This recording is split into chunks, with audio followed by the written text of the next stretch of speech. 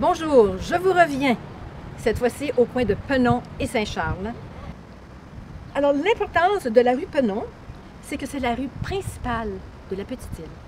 C'est la rue par laquelle les ouvriers se rendent à l'usine et en ressortent. C'est le chemin qui est imprégné de tout ce travail des ouvriers et aussi des résidents, comme par exemple, à l'époque où il n'y avait pas de télévision, que faisaient les enfants pendant que maman voulait préparer son repas?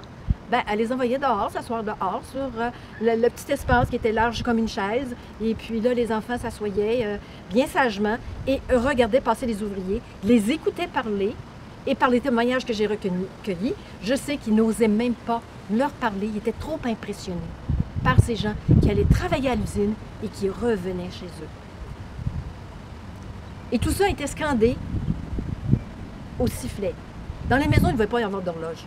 Parce qu'il y avait le sifflet le matin pour le quart de travail, le sifflet le midi et le sifflet le soir, qui disait aux enfants, il faut rentrer à la maison.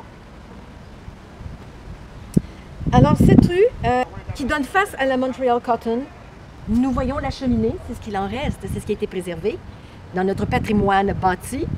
Et le vécu, je vous le raconte, c'est rempli d'histoire. Et c'est ça qui fait le tissu urbain d'un milieu. C'est pas juste l'architecture, c'est pas juste la configuration des rues, c'est aussi ce vécu-là. Alors, on peut imaginer le son des enfants qui jouent dehors. Et la particularité, c'est l'entraide des gens de la Petite-Île, la collaboration, les gens qui, par exemple, un témoignage, je voyais bien que la voisine se préparait pour aller faire ses commissions. Et là, j'ai dit à la dame, j'ai dit, inquiétez-vous pas, on va s'occuper de ces enfants, de vos enfants. Savez-vous quel âge avait cet enfant-là? Elle avait 7 ans. À 7 ans, on savait prendre en charge. On savait s'occuper des autres. Au plaisir, à la prochaine bulle.